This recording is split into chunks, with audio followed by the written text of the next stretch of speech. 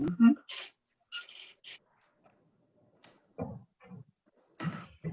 Give people a few minutes to filter in. We have about 5 attendees so far.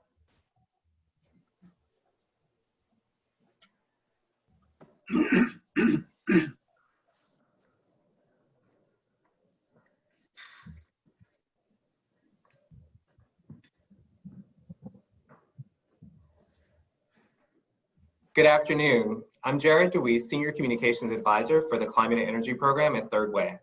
I'd like to welcome you to Responding to the Crisis, an interactive web panel series presented by Our Daily Planet, the University of Michigan, and Third Way. Today's panel is the fourth in a series designed to explore and highlight climate and clean energy topics related to the rescue, relief, and recovery from the COVID-19 crisis. Today, we look at environmental justice. 2 days ago, House Speaker Nancy Pelosi and House Democrats unveiled a new relief package that includes authorization for $50 million in environmental justice grants that could be used to determine why marginalized and vulnerable communities are being disproportionately impacted by the novel coronavirus. This comes on the heels of a study recently released by Harvard that found a link between long-term exposure to air pollution and coronavirus infection and mortality rates. From Los Angeles to Chicago, to Detroit, to New Orleans, to DC, to New York, Black and brown people are getting this virus and dying at higher rates than their white counterparts, with one of the reasons being that we live in places where we breathe dirtier air. We can't talk about this pandemic or the response without talking about environmental justice, injustice, and the structural racism that brought us to this place. I'd like to introduce the panelists and our moderator. Heather McTeer-Toney is the National Field Director for Moms Clean Air Force and the former regional administrator of the Environmental Protection Agency in the Southeast region during the Obama administration. Michelle Martinez is the statewide coordinator for the Michigan Environmental Justice Coalition. And Dr. Mustafa Santiago Ali is the Vice President of Environmental Justice, Climate, and Community Revitalization at the National Wildlife Federation. And our moderator is Monica Medina, the co-founder of Our Daily Planet. Before I turn it over to Monica, we ask that you please hold your questions until the end of the panel discussion. And after, you may enter them in the Q&A section in the dashboard below. Over to you, Monica. Thank you so much, Jared, and thanks to this panel for being here today. This is such an important discussion, and we have 3 great people here to talk about it with you. So please do hold your questions. We will get to them at the end. Thanks so much again for being here today, panelists. And I just want to take a minute and step back and try to examine how it was that we got to this place. Before the call, we were talking about the great work that 2 of our panelists have done in previous administrations. But even there, we still had a lot of progress to make. How did we get here, Mustafa? Maybe you could start us off. Sure. Well, we should start with the history of our country. You know, we've had some great moments, but we've also had some extremely tragic moments. You know, from the first days that settlers moved into this country, the impacts on indigenous communities were devastating. And it actually ties to COVID-19. If we remember the millions and millions of indigenous brothers and sisters who were lost to smallpox, and many knowing that the smallpox actually was on blankets and other things that were given to indigenous brothers and sisters. You know, it's very apropos with the lives that we're continuing to lose today with COVID-19 and the lack of focus on the communities who are being impacted from it. We also know that our indigenous brothers and sisters were removed from their traditional lands and taken away from their traditional foods. We know that African slaves were brought to this country, and during the transatlantic passage, that millions also lost their lives to disease. And once here, were given some of the most dangerous jobs to do. They were the frontline workers of our time. And of course, you know, also the food injustices that they had to deal with. Asian and Pacific Islander brothers and sisters, especially the Chinese, worked on our infrastructure and once again were placed on the front lines and given some of the most dangerous jobs to do. So then we fast forward and we see that the systemic racism in policy has taken us and placed us in the positioning that we find ourselves today. During the Reconstruction period and up through the Civil Rights Movement, we paid much attention needed to focus on redlining, you know, some of the redistricting that was happening and a number of other things that pushed people into certain communities. And once we had them in those communities, we began to disinvest from those communities and move resources from those communities to others, thereby making those communities much more vulnerable. So we find ourselves today still dealing with environmental injustice. We find ourselves dealing with environmental racism and the pollution that's associated with that, but also the housing and transportation and the jobs, all of these things making folks more vulnerable to both the pollution and now we also understand to COVID-19. Thank you, Mustafa. Yeah, it seems like this is not something that is just a modern phenomenon. This is really a tragic part of our history that we are still trying to correct. But let's talk about today and why it's so difficult to break through some of these patterns, these systemic built-in problems that have impacted the minority and frontline communities. Michelle, could you talk about it from your perspective on the ground? What do you see in terms of systemic injustice in Michigan, and who are some of the most responsible parties? I hate to point fingers, but we have to figure out what it is and who it is in order to fix it. Yeah, thanks. Thanks, Monica. And thanks for Third Way and University of Michigan for holding this important conversation today. You know, I think a lot of the environmental justice advocates and activists today have really been working diligently to define what justice means in the context of the many years of systemic oppression.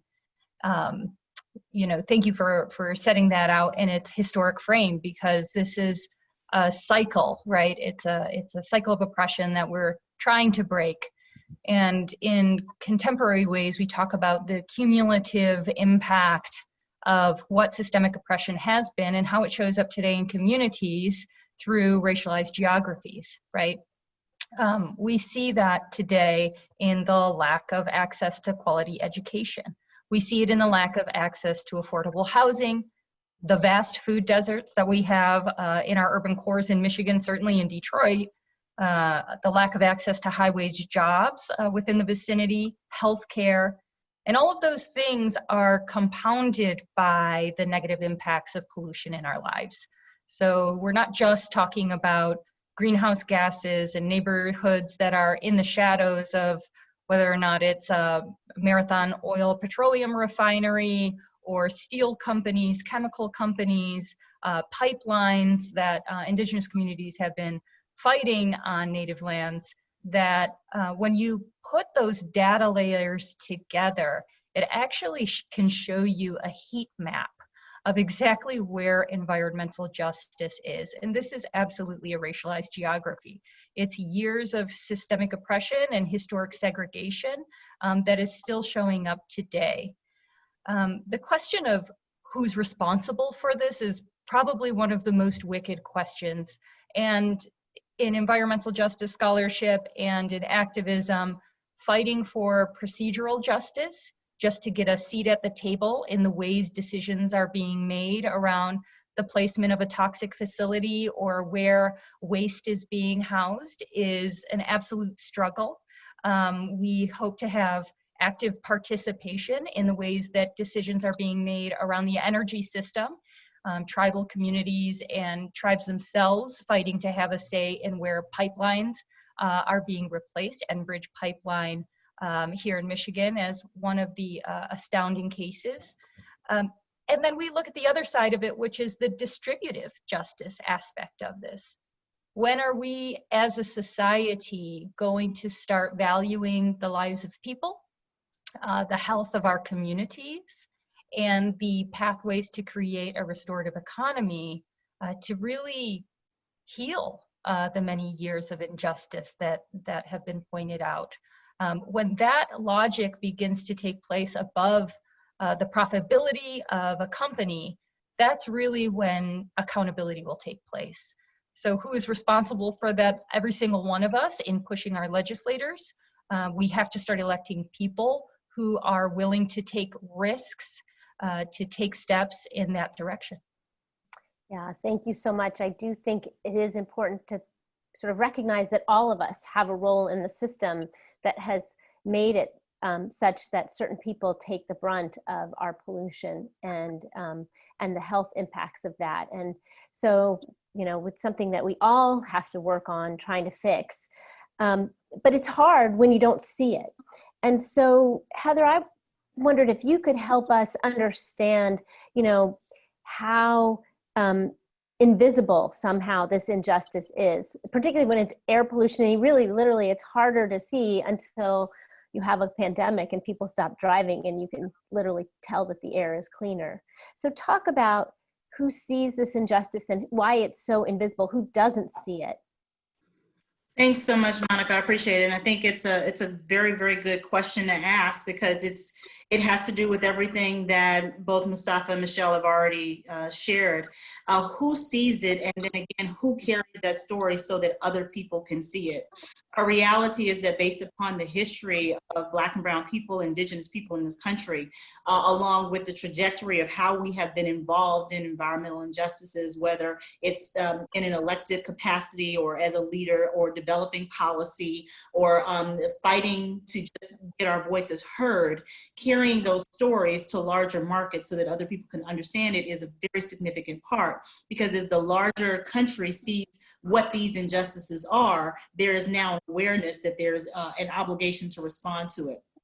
The problem is that it hasn't been seen. People have been living in communities that are right on the fence line of air pollution for years, since these industries have been purchased and bought and built in Black and Brown communities. So it's not new to Black folks that have been living next to air pollution that it exists. In fact, even when there is less transportation, that's still a significant issue. And I think COVID really brought that to light, because people were asked to shelter in place at home, and their home was a place of pollution. So not only were they dealing with the vulnerability of being out around a virus that had a respiratory impact to them, they were dealing with it in the space where they were told they had to stay, whether it was indoor air quality, outdoor air pollution based upon where they were living. It was a, can't win either way.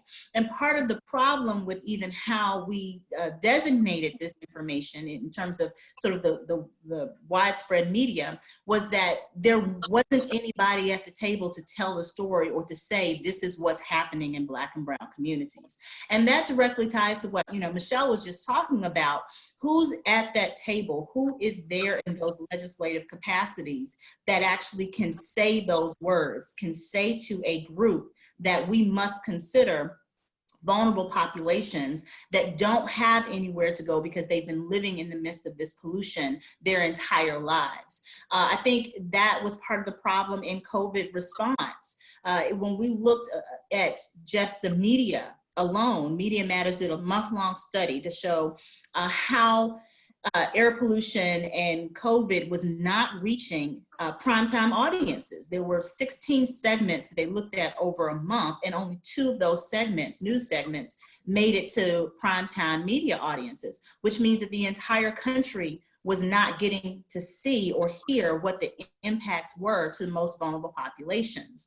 We couple that with what Mustafa was talking about with the frontline workers, the essential workers, the people who were required to go back, and you can see where a pattern of targeting was in place, where Black and Brown people who are on the front lines of air pollution, on the front lines of environmental justice, are the same people who are driving the buses that people want to get on so they can go back to work. They're the same people who are the janitors in the hospitals. They're the same folks that would be the restaurant cooks, that would be on any area that turns the engine for the economy to start back working again. So it's very, very important that we not only understand these stories, but then understand how people need to hear it. What are the voices that they're looking for? And those voices, unfortunately, in this administration just aren't there. They're not at EPA, they're not in the president's cabinet, they're not even in mainstream media.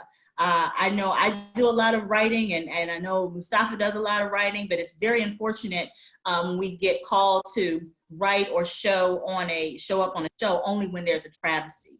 And that just really goes to show that these issues cannot just be taken in during times of pandemic. It has to be something that we're talking about consistently. We have to include vulnerable populations and Black and Brown communities into all segments when we're talking about environmental issues, and really see a long-term strategy of inclusivity, not just waiting for there to be a tragedy before we talk about how it impacts Black folks.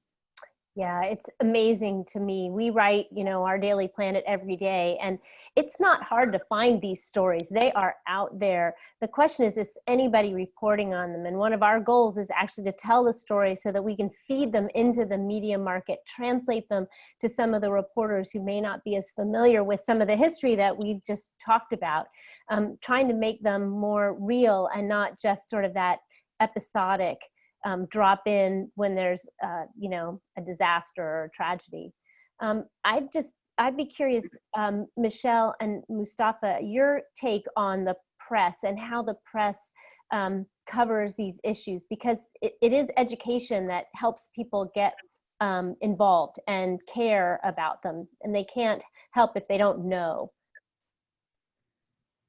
Michelle, why don't you start with talking about Michigan, because we do know of the Great. one example there that. Yeah, absolutely. I mean, thank goodness for the advocates and the activists in Michigan who had been fighting for access to water and also energy.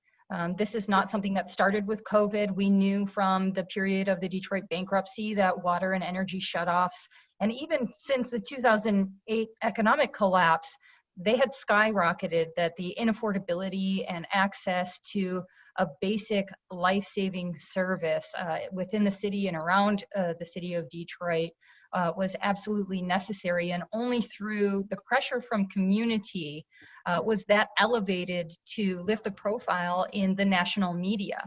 And we're still fighting right now for local government and state government to provide the kind of data that we need to prove the case that what we are actually experiencing on the ground, whether it be access to food and electricity and water, is real. We're in a position that we're constantly having to make the case that our lives matter and that the system is broken.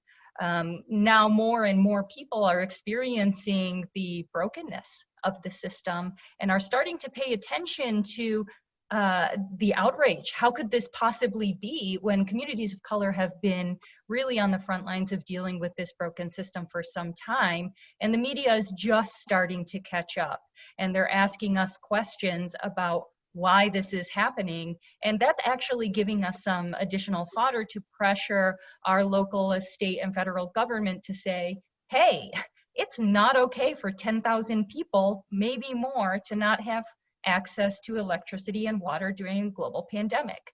And the awareness factor is absolutely necessary in being able to convince the hearts and minds of decision makers, unfortunately, but it is the actions and the activities of activists to make that happen.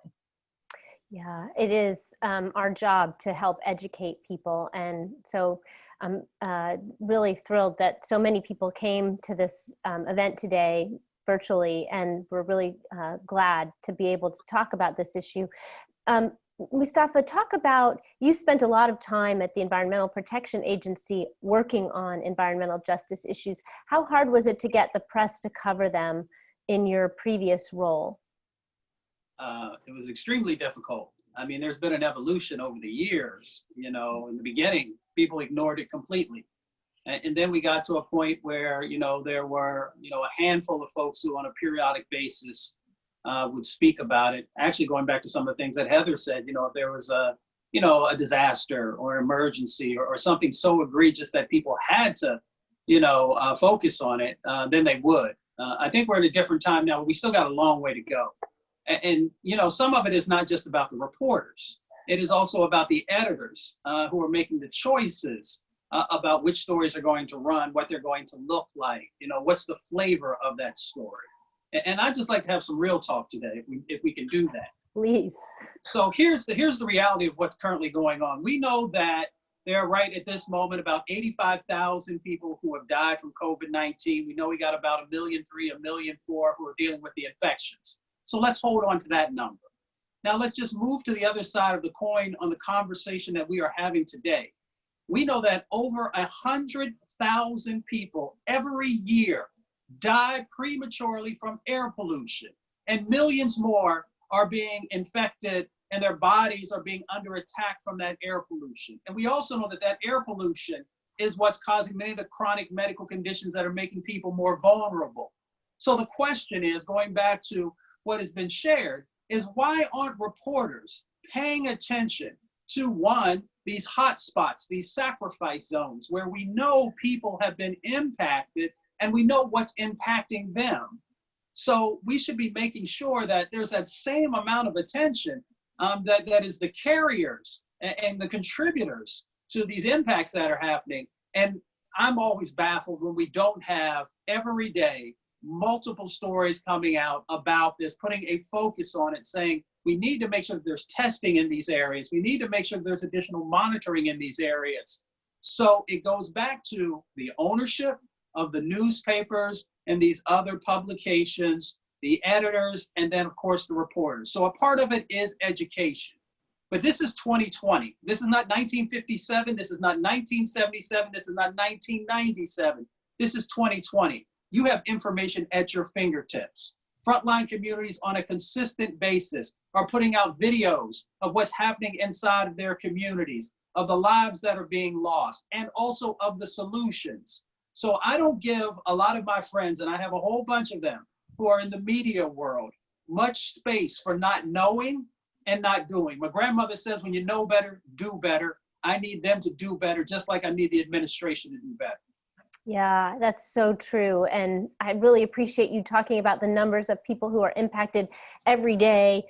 Forget COVID, because they live so close to pollution. Those death rate numbers are shocking, and it's hard to get them to break through, I know. And this COVID epidemic is laying that bare, and hopefully more people are seeing it. I'm sort of surprised by the fact that the media reports on the disproportionate impact of COVID on minority populations, but doesn't ever dig down that next level and say why, other than healthcare. And we know that there's a problem with inadequate healthcare in a lot of these same places, but that's not the only reason. So I do think this is an opportunity to talk about, the holes that we see in the way these things are covered, and why, and to help the media dig a little bit deeper. So completely agree and hear you on that.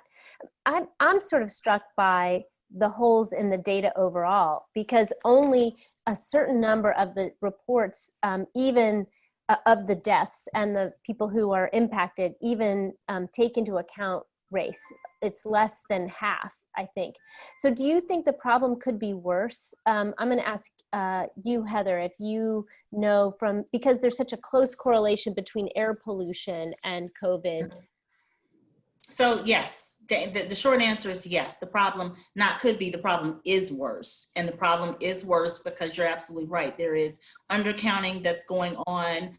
The way that we're counting the number of deaths, particularly in Black and Brown communities, is not going to be consistent all across this country, because we do not have a national way that we're responding to this crisis, nor do we have testing in place that would put us in a position where we could understand all of those deaths. So just the fact that the way that people are coming into funeral homes across the country, we don't know whether or not they have passed away as a result of COVID. And to add to that, the issues, as Mustafa just laid out, of air pollution that we already know are a problem across this country, it puts us in a position where we have no idea right now as to how bad this problem is and how much worse it's going to be. We don't have a baseline. But it's one of the reasons that I know at Mom's Clean Air Force, we're very, very active in terms of asking for those stories, asking our members to tell us what is going on, showing us what's happening and what's going on, and how we can be involved on a local level. One of the places right now today that we're working is in Houston, Texas, Yes. working alongside our partners and friends at the Environmental Defense Fund and One Breath Partnership, because we're talking about PM 2.5 and the need for air monitors. Within the month of April, when everyone was supposed to be on a stay-at-home order or at least sheltering in place to some extent, Houston still had at least 5 days where they were over the air pollution limits for the city, and nobody's driving. So you know that if you got that situation when we're supposed to be at home, imagine what it's like when it's just a regular day. Well, you don't have to imagine far, because people are dealing with it, they're living with it, and they're right now asking for more air monitors on the west side of Houston, as opposed to just the east side where you have the ship channels, but understanding that it travels. It does not have any barriers, that people are getting sick everywhere. And we're gonna see those numbers of deaths continue to increase and rise. And the scary part is we don't know if it's just air pollution, if it's COVID plus air pollution, because of the lack of testing and the lack of monitors. So there's a perfect storm that's brewing in Houston. We're all in to say we have to figure this out. We have to get some baseline understanding, because we're looking at the future of our children with respect to air pollution and climate, but also the importance of understanding this information for future planning, particularly that's in an area susceptible to extreme weather. So that's a whole nother conversation, because you can see, Houston is a perfect example of why this information is so important and why it's so critical for us to be very inclusive and understanding of all communities when we're addressing this. Air pollution doesn't know race. It doesn't know socioeconomic status. It's invisible and it travels. Yeah, and I have to say I'm a real fan of Mom's Clean Air Force. I got involved in this whole area of work because my daughter has asthma, and I struggled with that as a young mother because it was hard to get her the care she needed, and she had to sit still for long periods of time. It's really hard on kids and on families and on parents when their children are struggling to breathe. Monica, you're absolutely right. And we take that type of story and add to that story the fact that you've got moms out here and parents and caregivers, grandmothers, play cousins, aunts that are trying to manage that at the same time that they've either been, they're either unemployed because of this virus, or they're an essential worker. They're having to make decisions as to whether or not they can take those children to the, if it's serious enough for them to take them to the emergency room, even in the midst of this virus, and whether or not they have the medication that's needed for asthma or some of the other issues that we know come along with this. You're right, it's absolutely frightening to be in that situation at this time, but it also is what encourages us to let us know we cannot let up on this work. Yeah, no, we can't. And there's nothing more terrifying than watching your child struggle for air. So I totally understand the plight that so many other families and moms are dealing with. Michelle, I wanted to ask you about water. Michigan is known as like this great place with all this clean water, and now it's also known for Flint. Talk about the water impacts. We've heard a lot about the air impacts and the correlation with COVID, but we haven't heard so much about water and water problems. And so tell us about that, what you know, which is hard. I understand because there's not a lot of data. Look, what people are experiencing in Detroit, as I said, is not new to Detroit, in that while thousands and thousands of people are losing their jobs right now under the stay-at-home order, they're at home without water. They're also at home without energy. And some of the families in the Detroit metro area have been without water or energy since November, since 2017, since 2016. We have a situation in which polar vortex in Michigan, something that's new and been advanced by climate change, has been expanding and contracting the pipes underground. They're breaking pipes, so folks who want to get back online with their water are having a hard time because they need $10,000 to replace pipes that are underground. We also brace every time we have a strong wind in Michigan. We've been getting, over the last few years, 60-mile-an-hour winds in Michigan. That's almost hurricane force winds in the Midwest and the Great Lakes.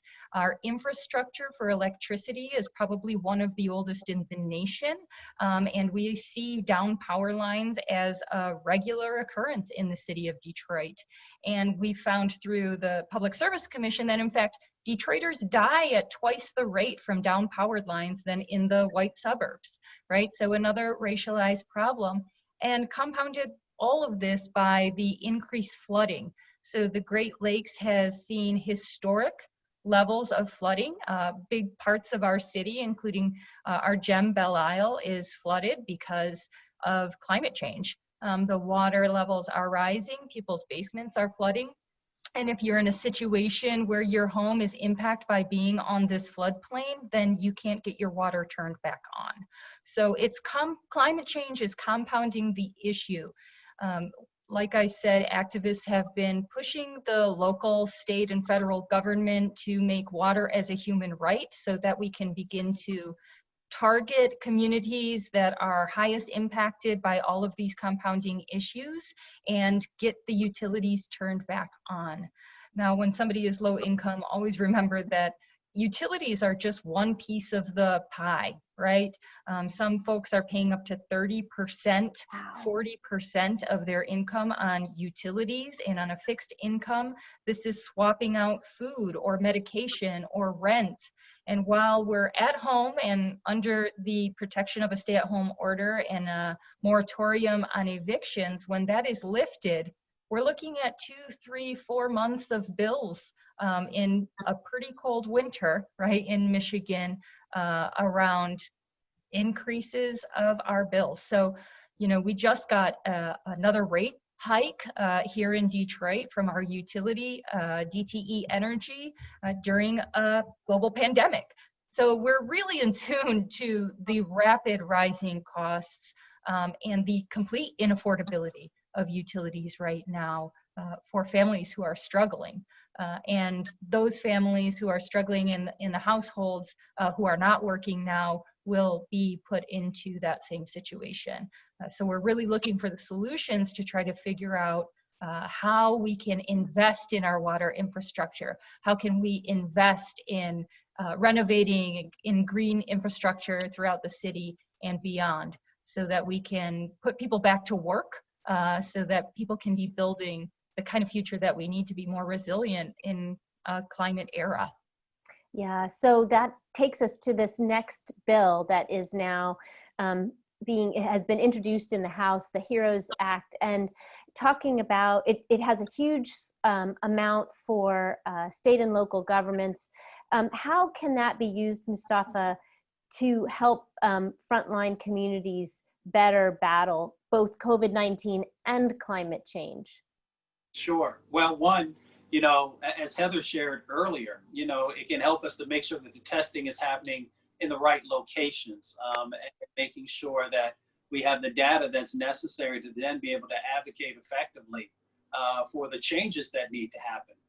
You know, it also gives, if the states and local governments receive the funding that they need, then we can deal with these medically underserved areas that we find ourselves in. We got 20 million people living in physician deserts right now.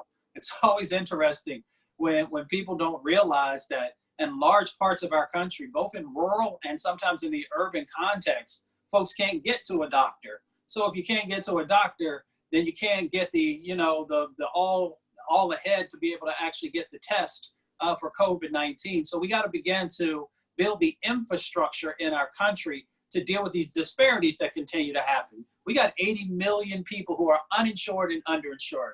Presidential candidates, you know, over the last year and a half kept hammering that home, trying to get people to pay attention to those numbers. As we come out of COVID-19, you know, all these folks, you know, in many instances, the test is covered, but all the other medical expenses are not covered. And when we're talking about, you know, folks who are coming from the communities that we serve, you know, a $3,000, $2,000, $5,000 hit can be devastating. So, you know, as we get these monies to the states and to local governments, we got to address that. We also got to address the homeless population. We got 500,000 people minimum in our country who are homeless. And, you know, the virus has been rushing through that community, and there's all kinds of systemic issues that are there that if we really wanted to build the proper infrastructure, we could address the needs that exist inside of our homeless communities. We've got 25 million people living in food deserts across our country. It makes no sense to be the wealthiest country in the world and to have food deserts and food swamps still existing when we got farmers who can't move their produce, so they're turning it over. And, you know, we've got these crazy situations that are going on because there is no national strategy that then ties to the states and the local governments. Yeah, it's one of those moments when, you know, it's a terrible way to get an opportunity, but it gives us this chance. So Heather, maybe talk about some of the air pollution programs in particular that have been struggling because local governments have had to turn them off, making this problem of local air pollution potentially worse again for, you know, families that live in these communities. I think you've got the three issues. One is monitoring, testing and monitoring, because that's a really important piece for any local or state government and community to understand exactly what's in the air at any particular point in time.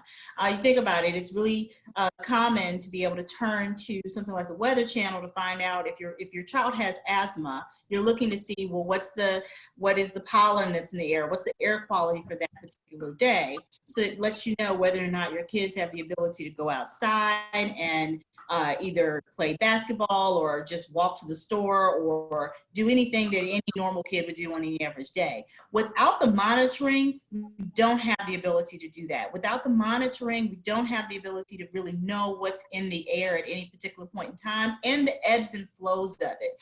To add a little bit more to why that's so important, when we have times like now, when we are under a global pandemic and EPA has actually lessened the regulations and the oversight for a number of these companies, we don't have any way to know what they're putting out there from our own monitoring as well as from what the agency should be looking at.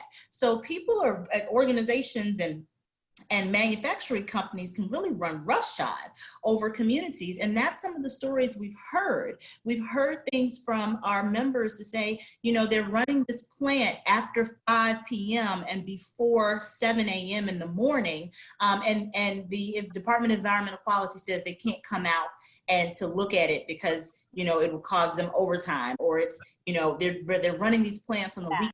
So we know these things are happening, but we don't have any way, when we don't have that monitoring, to be able to assess that. That's something that funding can go to. Also from the state environmental quality programs, because these budgets have been cut and slashed and EPA has gone through and completely decimated their teams of both scientific researchers and enforcers, the state environmental quality departments where those funds would flow through to are not equipped or funded to go out and do the type of enforcement and monitoring. So we're really sort of on this honor system right now of thinking that people have to go and do the right thing when we know full well they don't have a history of doing the right thing in the first place, especially in communities of color. I think the last part of this is the HEROES Act is a really good opportunity for us to put funding in places where mayors and governors could utilize funds and direct them in the places where they know to be problem areas in their communities. It's very unfortunate that the Republicans in this administration have sort of said, you know, the House can pass it, but the Senate's not going to take it up. Because it denies our communities a good opportunity to, at least if the federal government is not doing anything, use their own good common sense and their own protection for the people in their states and governments to try to figure ways that they can leverage these funds. And that's very important. When we talk about funds that are going to state and local governments, we've got some really smart mayors and governors out here, and they can and have in the past devised ways that they can take just a little bit of money and work together with other private businesses or environmental organizations within their state, put together research opportunities, share funding with local colleges and universities, and really use the best and brightest of what they know to be the needs in their their communities and turn maybe a $50,000 grant into $500 million that not only protects the citizens in their city or their state, but also provides a really good platform for future climate protections and air protection pollutions within their own state. Not passing something like the HEROES Act denies them the ability to do that. So, you know, we look at those three things together and recognize that something is as important as a piece of legislation to address COVID has so many other opportunities to really spur development, both scientific as well as I think economic in our community, but unfortunately this administration is not willing to even give it a glance, and that's very disappointing. It is, because this is one of those rare opportunities where we could help on two really important fronts. We could help on COVID and on climate at the same time. It's such a tragedy. Michelle, talk about maybe some of the energy efficiency programs that you think might specifically be benefited by the HEROES Act and helping state and local governments. I know that's important given the energy rates and how expensive power is in a place like Detroit. Absolutely. And Heather, you're right. When we are not regulating properly in our communities, we have an increase of pollution. We're not tracking. We don't have the data. We don't have even the true cost accounting of what's actually happening at the household or the community level. So we can't regulate. And one of the arguments that we often get in Michigan is that, well, we just don't have the resources to do that. And we know quite well in Detroit, with a lack of resources, what can happen as we experience the largest municipal bankruptcy in the United States. It would be catastrophic for Michigan or any state in the union to have to face bankruptcy and austerity policies as a result of the lack of funding. So what can happen and what should happen are real solutions. The time is now to start making the kind of climate policies, and energy efficiency is the lowest hanging fruit. In Detroit, the #1 cause for greenhouse gases is our households. They're old, right? They're aging. They have holes in the roofs. They have windows from 1950. All of those things can be fixed. All of those things would reduce our energy costs. They would put people back to work. But we need community direct investment. You know, we need a just transition that will help people in their homes to be more safe and comfortable. And this would allow an economic stimulus, not only in the city of Detroit, but in places like the Upper Peninsula, where we have the highest utility rates in the continental United States. People are paying up to $1,200 for their monthly heat in a place where summer is only 2 or 3 months long.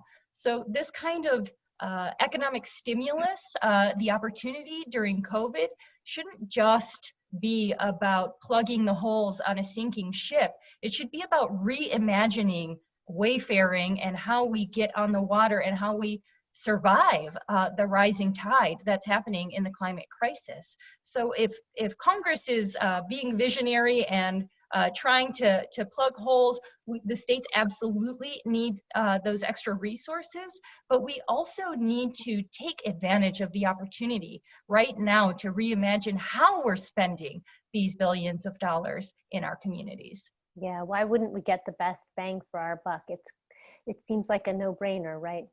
Well, I'm going to now look for audience questions, and while I wait for them to come in, let me toss it out to any of you who might want to talk about why this matters to all Americans, not just the communities that are directly impacted. Maybe Mustafa, you start us off. Well, one, because of our humanity, we should always be, concerned with what's happening to our brothers and our sisters. It is rooted in all of our religious practices, or at least our major religious practices. But for those who don't necessarily subscribe to caring on a humanity or humanitarian basis, we can look at the economics. If we do not address these issues in a holistic and comprehensive fashion, it is going to cost us an incredible amount of money moving forward.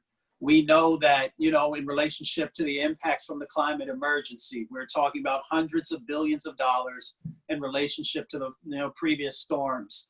whether it would be floods, hurricanes, wildfires, so forth and so on. If we look at our escalating healthcare costs inside of our country, if we don't do this properly and address not only this epidemic, but the epidemics that will come in the future, along with the current impacts that are happening from pollution, it once again will, break our healthcare system. We have an opportunity to actually truly address the needs that are existing inside of our country, which benefits everyone in our country. It's short-sighted not to make the investments. We know that if you bought a stock, a while ago and it grows in value, it's the same thing about making the investment now inside of our country, inside of our people. It will yield all kinds of incredible benefits. And when we don't do it, my grandmother also used to say, you can pay me now or you can pay me later. So, the question is, what do you want to do? Yeah. I will. Go ahead, Heather. Yeah. I would just amen all of that and add, we just don't have time. Just pure and simple. We don't have time. And I mean that very, very literally. Before COVID, the entire environmental community was coming together and recognizing that scientists, and the best scientists have told us from the International Panel on Climate Change, IPCC report, that we had a very limited time to make some significant changes before we would be at a place of irreversible change. And before COVID, I was seeing really good signs within the whole mainstream environmental community that we were at least beginning to listen to each other, have some hard conversations about equity, but we were doing it because we recognize we do not have time. We can either do this together and have a good effort moving forward, or else we're gonna be in a really bad position come 10 years from now. I have little kids. My children will not even be in high school. My youngest won't even be in high school, based upon the time frame that they're talking about for us to be able to make these changes. That was pre-COVID. Let's add now the COVID pandemic on top of that. And it is not that we have no other choice, because time and the pandemic have given us no other options than to work together. So this is now mandatory. It is not optional. It doesn't matter if you like me, if you don't like me, it doesn't make a difference what side of the aisle we're on. We have to fix this for the future of our children and humanity as we know it. That's it.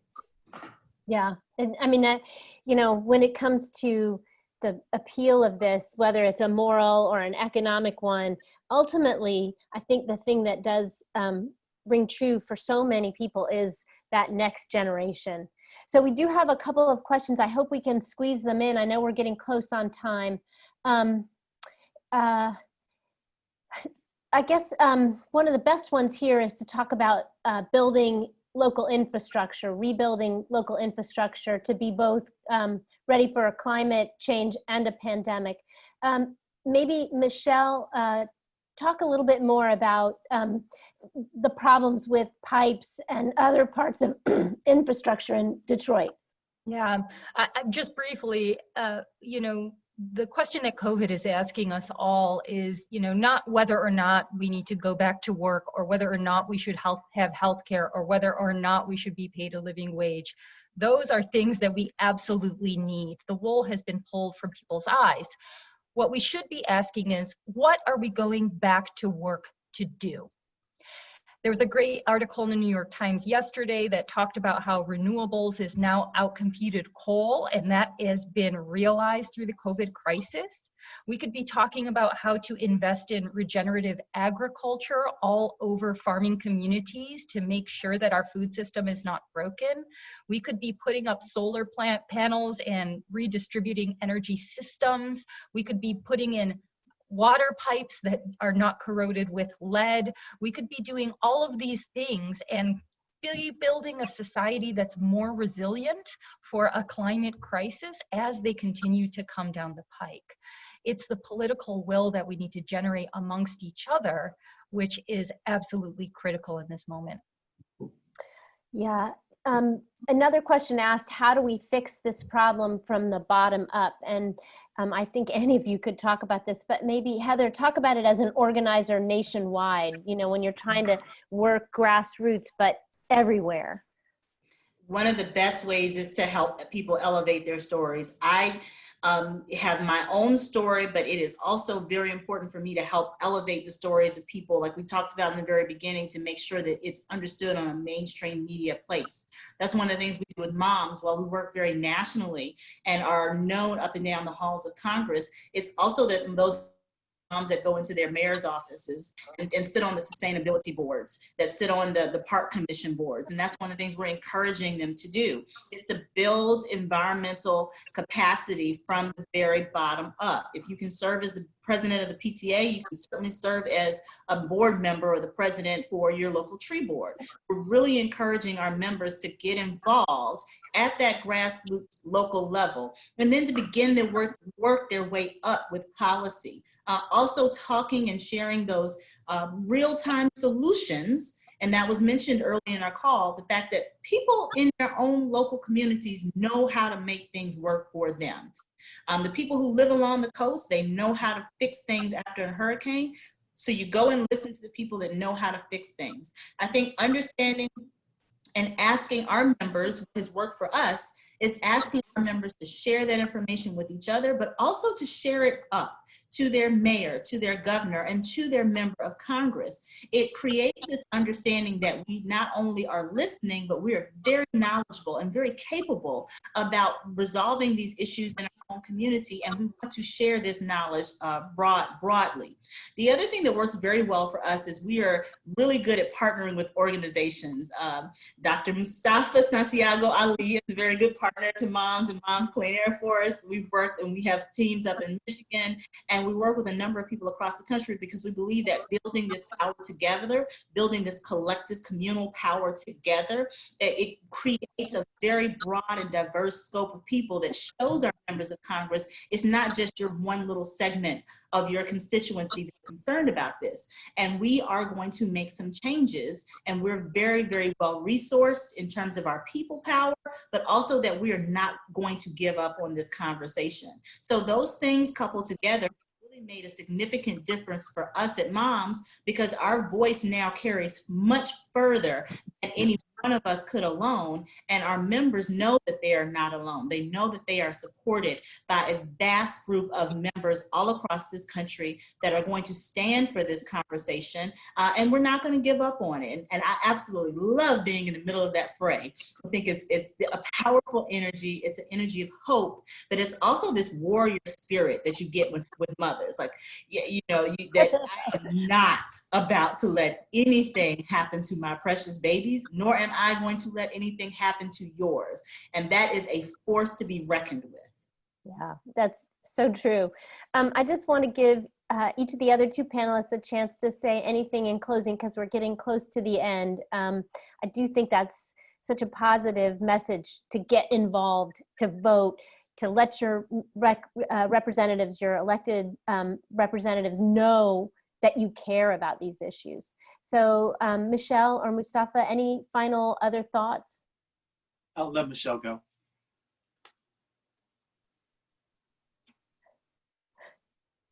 My final thought is just that we have to be engaged in active and participatory democracy. We can no longer passively sit by and let decisions be made by people who we believe are acting in goodwill, right? We need to be, exactly as Heather said, right?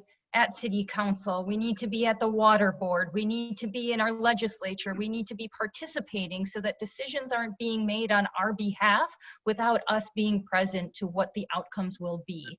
And we're not looking for handouts. We're looking for the earned wealth that many, many generations of people have earned in building the society forward, and asking for our fair share so that we as humanity and as a globe, right, can survive through this next 100 years.